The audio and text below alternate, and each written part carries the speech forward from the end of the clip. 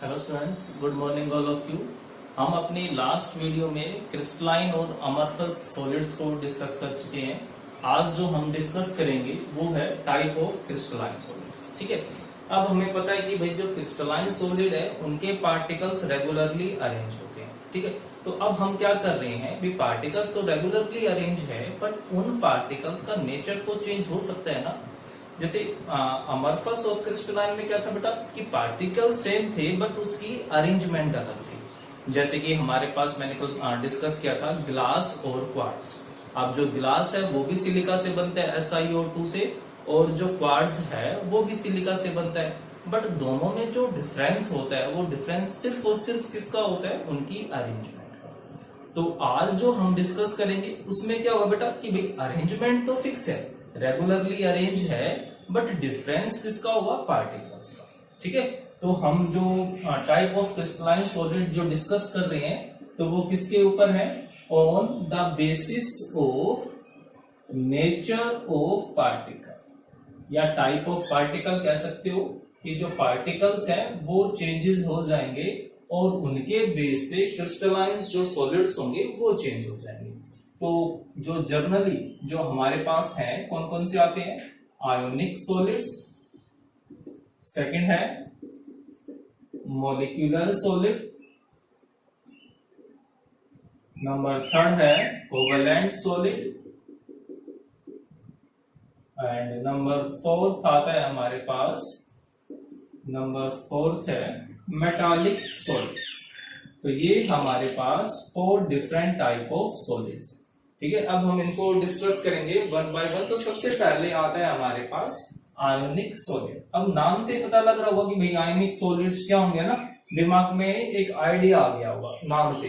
तो ionic solid का मतलब आयंस, मतलब ऐसे सॉलिड्स जिनके कॉन्स्टिट्यूएंट आयंस हो। अब आयंस भी 2 टाइप के होते हैं, पॉजिटिव और नेगेटिव आयंस है ना। तो कैसे डिफाइन करूंगा मैं, it may be defined as those solids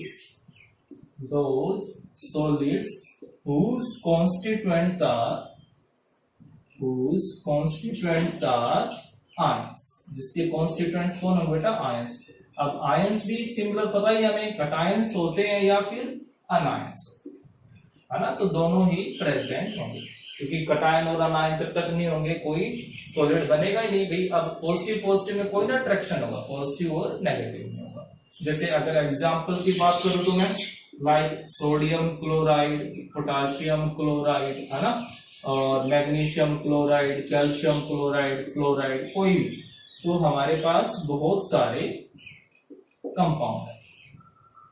ठीक है, अब बात आती है कि अभी सॉलिड तो है। अब सॉलिड में हमें पता है कि एक फोर्स ऑफ अट्रैक्शन काम करता है, क्योंकि सॉलिड के पार्टिकल्स आर टाइटली बाउंड, है ना। जब उनके पार्टिकल्स एक दूसरे से टाइटली अटैच है तो उनके बीच में कोई ना कोई फोर्स भी काम कर रहा होगा।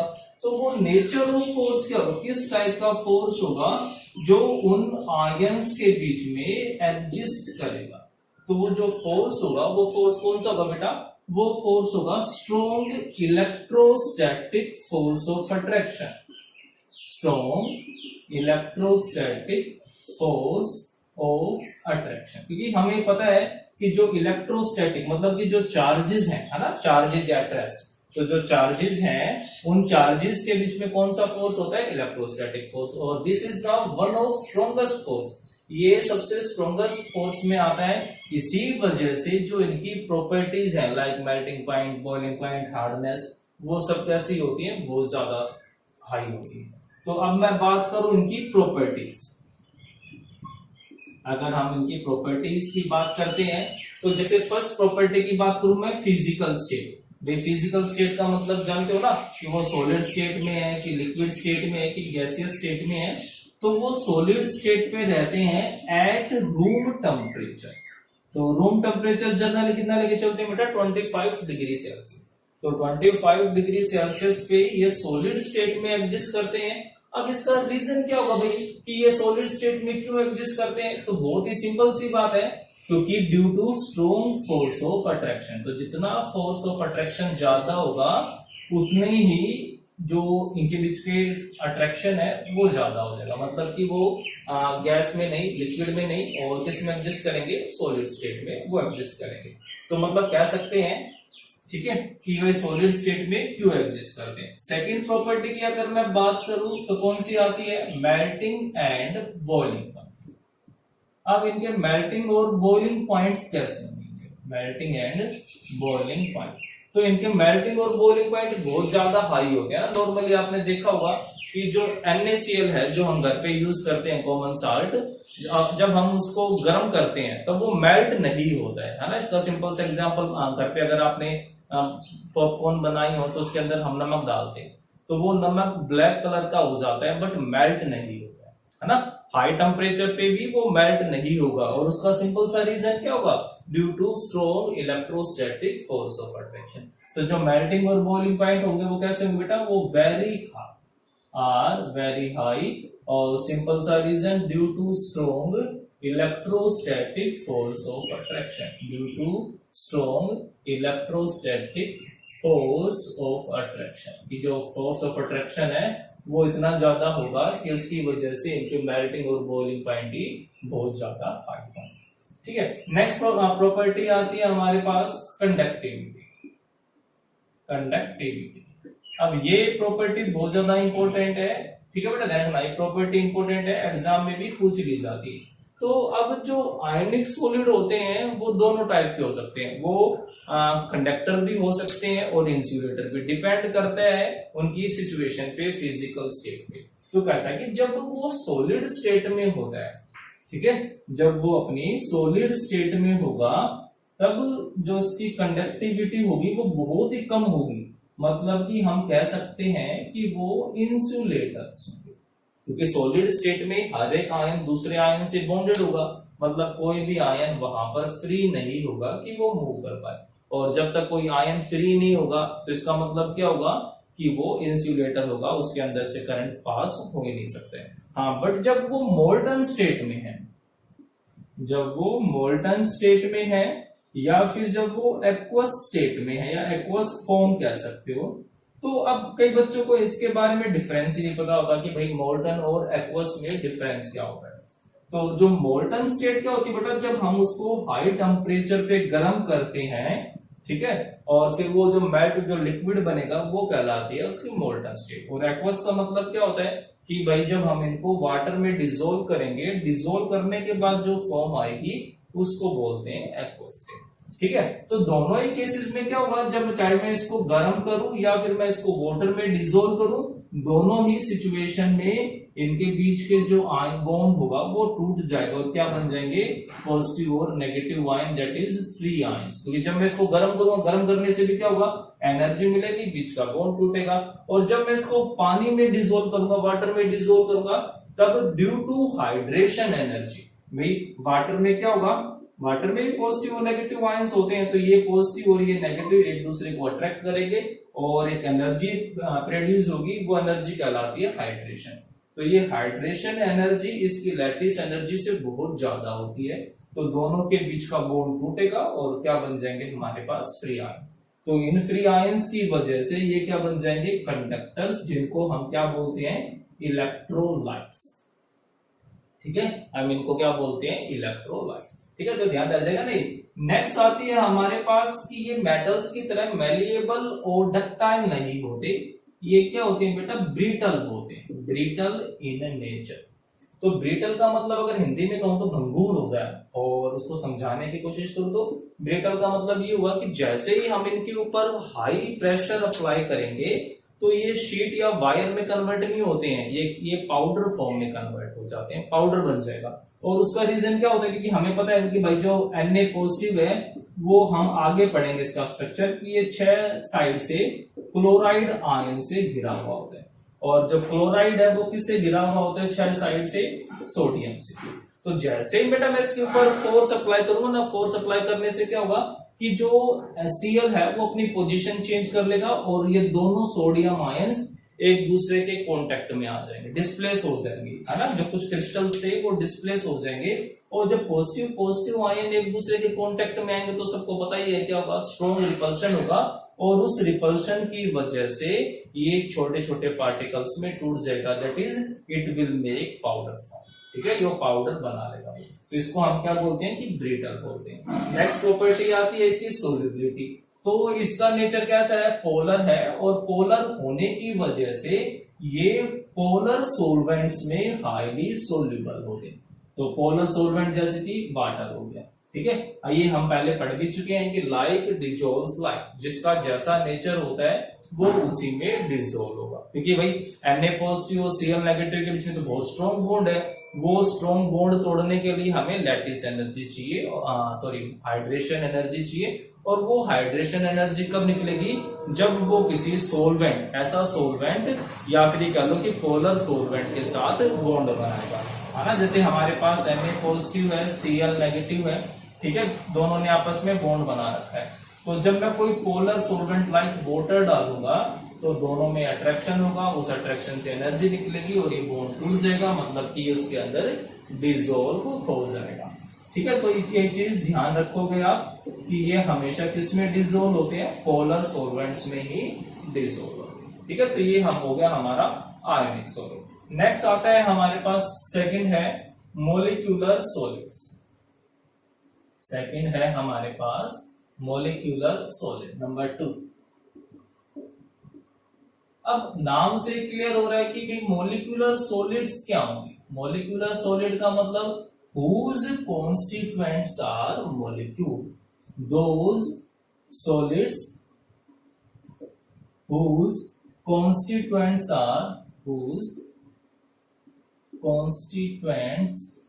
are molecule, जिसके कॉन्स्टिट्यूएंट क्या होंगे बेटा, मॉलिक्यूल्स होंगे, वो क्या कहलाएंगे, मोलिक्यूलर सॉलिड। अब ये जो मोलिक्यूलर सॉलिड है ये भी डिफरेंट टाइप का होता है। अब ये भी डिफरेंट टाइप का होता है, और ये किस बेस पे होता है, on the basis of nature of molecule. जो इसके डिफरेंट टाइप हैं वो किस पे डिपेंड करती हैं, नेचर ऑफ मॉलिक्यूल्स पे। ठीक है, अब जैसे ही मॉलिक्यूल्स का नेचर चेंज होगा, ये हमारे पास जो मॉलिक्यूलर सॉलिड है ये भी चेंज हो जाएंगे। जैसे कि हमारे पास है non polar molecular solid, non polar molecular solids. Second आता है हमारे पास polar molecular solid, polar molecular solid. Number third आता है हमारे पास हाइड्रोजन बॉन्डेड मॉलिक्यूलर सॉलिड।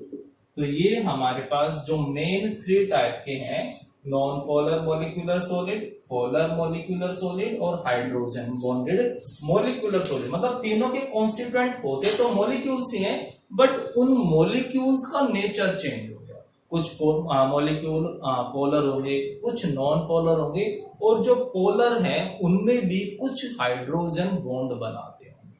ठीक है, तो इस तरीके से हमारे पास 3 टाइप्स के मोलिक्यूलर सॉलिड्स हो गए। तो अब हम इनको एक एक पढ़ सकते हैं या फिर हम इनका सीधा डिफरेंस समझ सकते हैं। ठीक है, आपको इजीली समझ में आ जाएगा कि भाई जो मोलिक्यूलर सॉलिड्स हैं वो होते क्या है।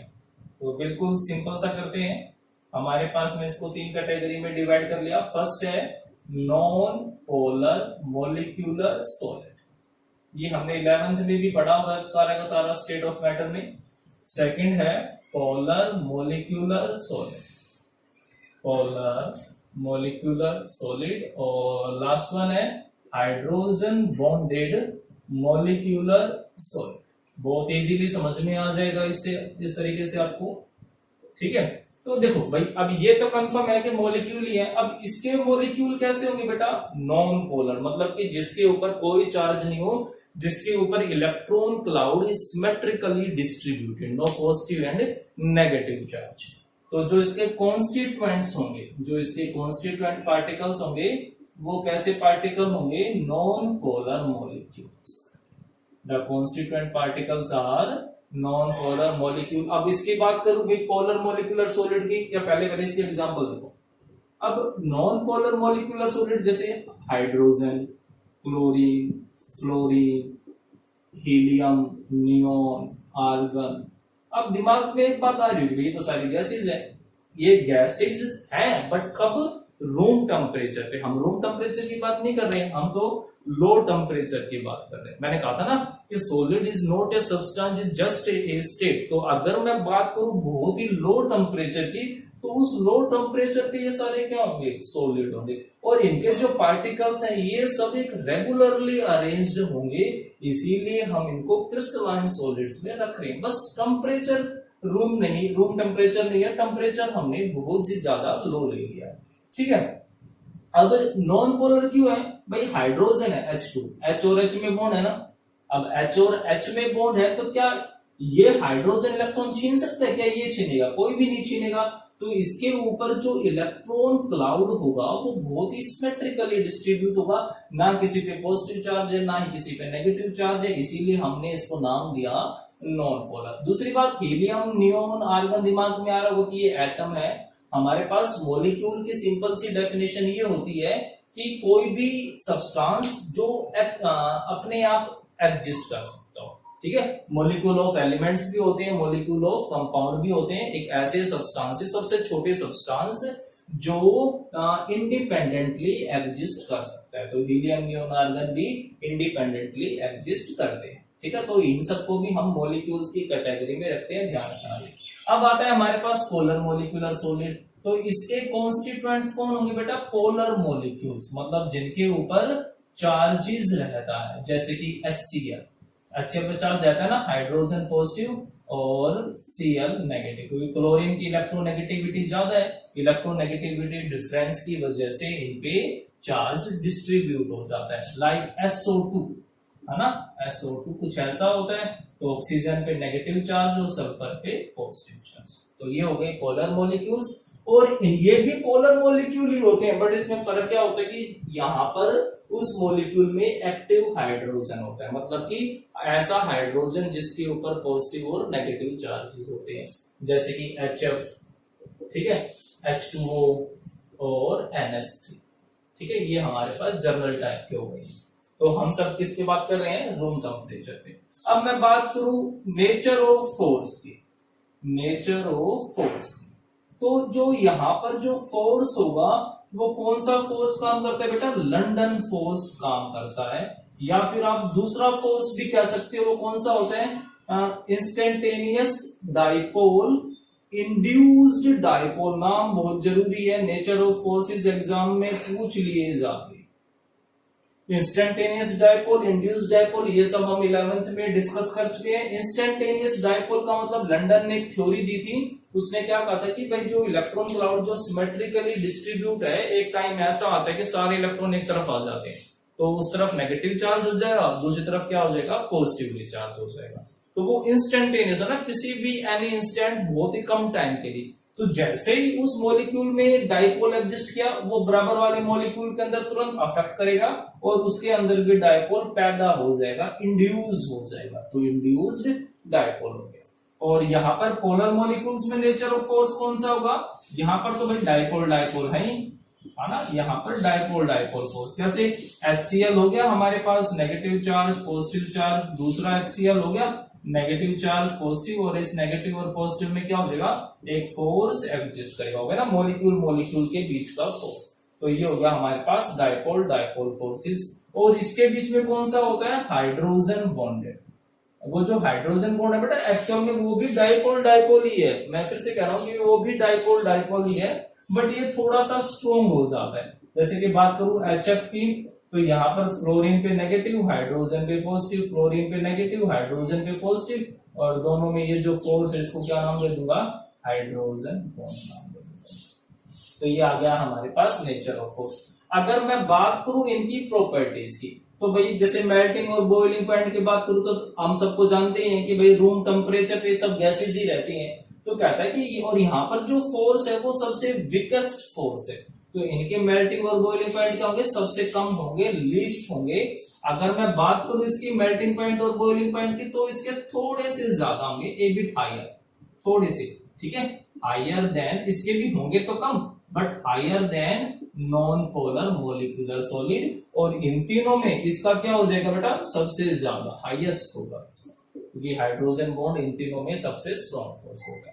अगर मैं बात करूं कंडक्टिविटी की बेटा, तो कंडक्टिविटी में ये सब क्या होंगे, इंसुलेटर, क्योंकि किसी में भी फ्री आयंस नहीं है, ये भी इंसुलेटर होगा और ये भी इंसुलेटर होगा due to absence of free ions. बात करूं सोल्यूबिलिटी की, तो ये जो नॉन पोलर है वाटर में इनसोल्यूबल रहेंगे, मतलब कह सकते हो कि पोलर सॉल्वेंट में इनसोल्यूबल, ये पोलर के अंदर डिसोल्व हो जाएंगे, ठीक है, बट बहुत ही कम होंगे, डिसोल्व हो जाते हैं, क्योंकि आयनिक सॉलिड्स नहीं है ना, प्योर आयनिक नहीं है, बट घुल जाते हैं ये। और ये भी क्या होंगे बेटा, पोलर है, तो ये भी क्या होंगे, पोलर सॉल्वेंट्स में डिसोल्व हो जाएंगे। तो मेन चीज क्या थी, आपको इनके एग्जाम्पल पता होना चाहिए और कौन सा जो नेचर ऑफ फोर्स है वो क्या प्रेजेंट होगा और इनकी प्रॉपर्टीज का कुछ थोड़ा सा कंपैरिजन। तो सिंपल सा है। तो आज हम बस इतना ही कर रहे हैं, बाकी के जो दो टाइप बच गई, कौन कौन सी, कोवलेंट सॉलिड और मेटालिक सॉलिड, तो वो सब हम अपने नेक्स्ट वीडियो में डिस्कस करेंगे। तो होप सो आप अच्छे से पढ़ रहे होगे और आगे भी पढ़ते रहोगे। Okay, thank you.